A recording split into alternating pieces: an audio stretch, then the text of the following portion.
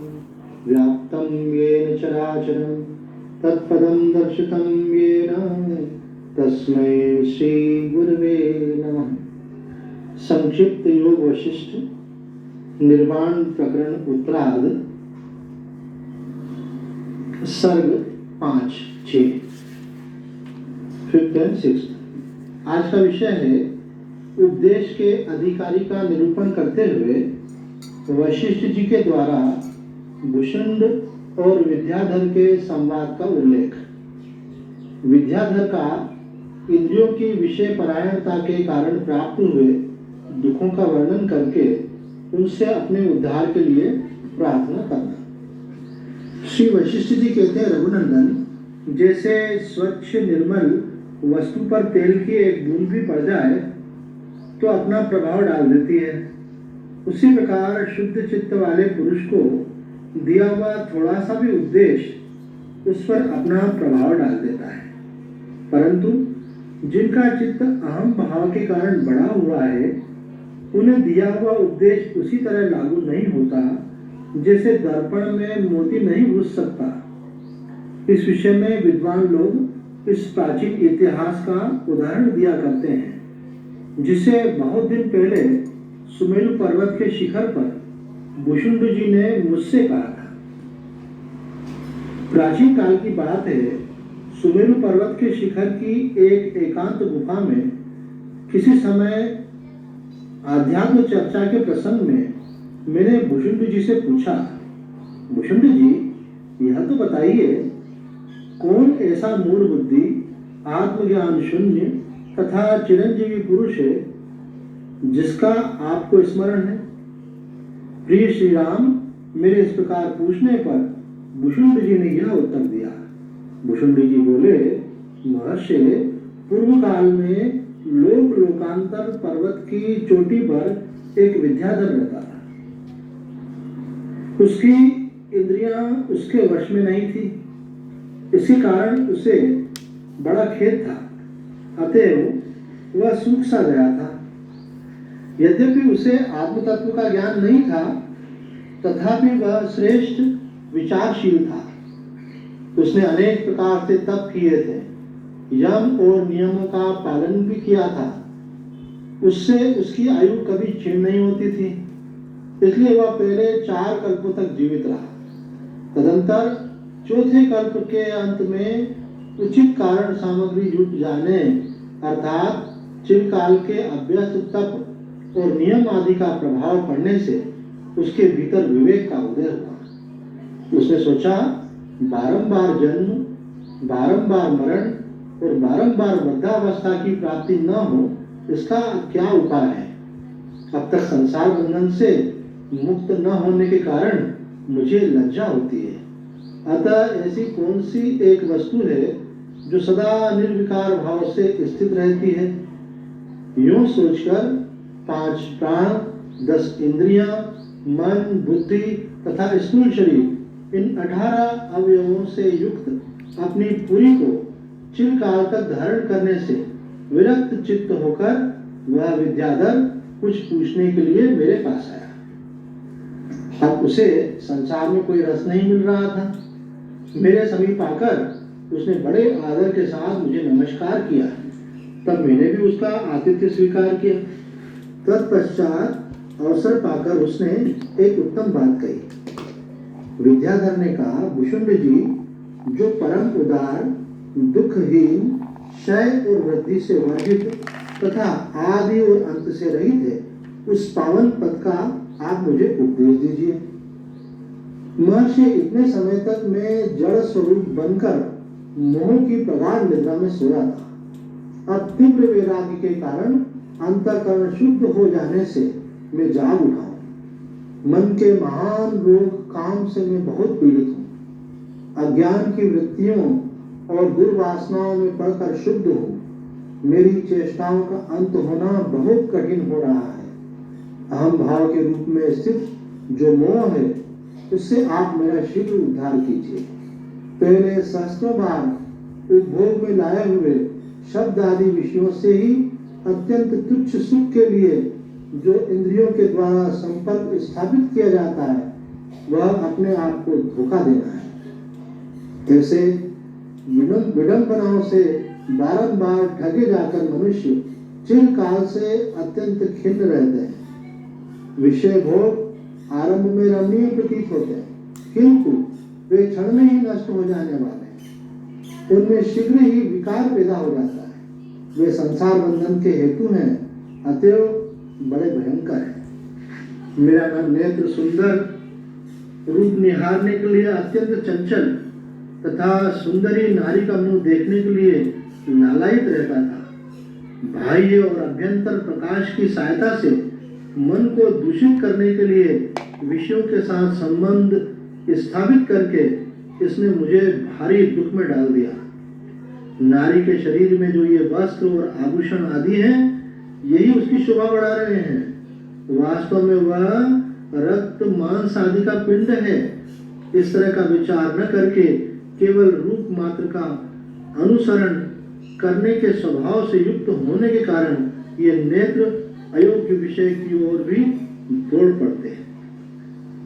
आगे कहते हैं, तात यह घ्राणेन्द्रिय इस संसार में अनर्थ की प्राप्ति के लिए ही चारों ओर दौड़ लगा रही है। तेज दौड़ने वाले घोड़े की भांति इसे मैं रोक नहीं पाता हूँ। मेरी यह रचना शास्त्र के अनुसार अभक्ष भक्ष का विचार न करके चिरकाल से नाना प्रकार के रसों का आस्वादन कर रही है। इसने मुझे गजराजों और गिद्धड़ों से भरे हुए दुख के पहाड़ों पर चढ़ाकर बड़ा तंग किया है। जैसे ग्रीष्म ऋतु में प्रचंड किरणों से तपते हुए सूर्य के ताप को रोकना असंभव है, उसी प्रकार मेरी त्वगेंद्रिय में जो दूसरों की आलिंगन की लंपटता आ गई है, उसे मैं रोक नहीं सकता। मुने जैसे नई नई घास चरने की इच्छा हरिण को विषम संकट में तिलकों से ढके हुए कूप में डाल देती है, उसी प्रकार मेरी यह श्रवण शक्तियां सुमधुर शब्दों के रसास्वादन की अभिलाषा लेकर मुझे विषम संकट में डाल देती है। विनम्र सेवकों के मुख से निकली हुई प्रिय कारिणी आनंददायिनी विनयपूर्ण तथा वाद्य गीत की मधुर ध्वनि मिली हुई सुंदर शब्द संपत्तियों का मैंने श्रवण किया है। आगे कहते हैं, खनखनाते हुए मणियों के आभूषण जिनकी शोभा बढ़ाते हैं, ऐसी सुंदरी स्त्रियां तथा जो अपने सौंदर्य संपदा से सबके मन हर लेती हैं, ऐसी राज्य लक्ष्मियों, दिशाओं तथा समुद्रों और पर्वतों की तट भूमियों का मैंने बारंबार अवलोकन किया है।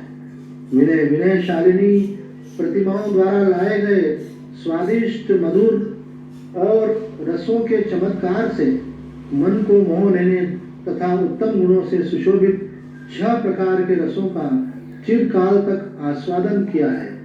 मैंने सब और भोग भूमियों में रेशमी मुलायम वस्त्रों, सुंदर कामनियों, मनोहर हारों, फूल बिछी शैयाओं तथा शीतल मंद सुगंध हवाओं का बिना किसी विघ्न बाधा के भली भांति स्पर्श अर्थात आलिंगन प्राप्त किया है। मुने चंदन, अगरू आदि औषधियों, भांति भांति के फूलों तथा ढेर के ढेर कपूर एवं कस्तूरी आदि से संचय से प्रकट होने वाली सुगंधों का जो मंद मंद वायु से प्रेरित होकर मेरी नासिका तक पहुंचती थी, मैंने दीर्घ काल तक अनुभव किया है। मैंने शब्द आदि विषयों का बारंबार श्रवण, स्पर्श, दर्शन, रसास्वादन तथा सुगंध सेवन किया है, पर अब तीव्र वैराग्य के कारण ये विषय मेरे लिए रसहीन हो गए हैं। अतः शीघ्र बताइए, अब मैं पुनः किस वस्तु का सेवन करूं? चिरकाल तक अकंटक राज्य किया, सुंदरियों का उपभोग किया, शत्रुओं की बड़ी भारी सेनाओं को मिट्टी में मिला दिया। यह सब करके अब कौन सी अपूर्व वास्तविक वस्तु शेष है जिसकी प्राप्ति की जाए? विषयों के इन दुरंत वन श्रेणियों में इंद्रिय रूपी लुटेरों ने मुझे चिरकाल तक उसी प्रकार ठगा है जैसे धूर्त किसी भोले भाले बच्चे को ठग लेते हैं। मतवाले हाथी ऐरावत की कुंभ स्थल को विदीर्ण कर देना सरल है, परंतु कुमार्ग में प्रवृत्त हुई अपनी इन इंद्रियों को रोकना सरल नहीं है। जो लोग जितेंद्रिय तथा महान सत्गुण से संपन्न हैं वे ही इस भूतल पर मनुष्य कहे जाने योग्य हैं। इनके अतिरिक्त शेष मानवों को तो मैं मांस की बनी हुई चलती फिरती मशीनें समझता हूँ। भोगों की आशा का परित्याग कर देने से सिवा दूसरे कोई ऐसे साधन नहीं है जो इंद्रिय रूपी महान रोगों की शांति कर सके। इनकी शांति के लिए न तो औषधियां, न तीर्थ, न मंत्र ही लाभकारी सिद्ध होते हैं। जैसे विशाल वन में बहुत से लुटेरे यात्रा करने वाले अकेले पथिक को महान कष्ट में डाल देते हैं, उसी प्रकार विषयों की ओर दौड़ने वाली इन इंद्रियों ने मुझे अत्यंत खेदजनक अवस्था में पहुंचा दिया। गहरे गड्ढे और इंद्रियां एक सी ही हैं, दोनों ही प्राणियों को नीचे गिरने में अत्यंत कुशल है।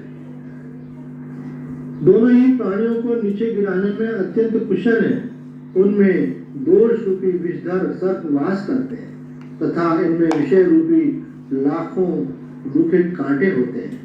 राक्षस और अपनी इंद्रियां दोनों एक से स्वभाव वाले हैं। दोनों अपने ही पालन पोषण में तत्पर, अनार्य, दुःसाहसी तथा अंधकार में विहार करने वाले होते हैं। जीर्ण बांस आदि की लकड़ियां और इंद्रियां भीतर से खोखली, निस्सार, टेढ़ी, गांठ वाली तथा एकमात्र जलाने के लिए ही योग्य होती हैं। दुखियों का उद्धार करने वाले महात्मन, इस प्रकार इन इंद्रियों के कारण मैं विपत्ति के समुद्र में डूबा हुआ हूँ। मेरे पास आत्मरक्षा का कोई साधन नहीं है। आप स्वयं ही कृपा करके मेरा उद्धार कीजिए, क्योंकि संसार में कोई भी श्रेष्ठ संत महात्मा, उनका समागम बड़े से बड़े शोक को हर लेने वाला है, ऐसा सभी सत्पुरुष कहते हैं। हम यहाँ देखते हैं कि बड़े विस्तार से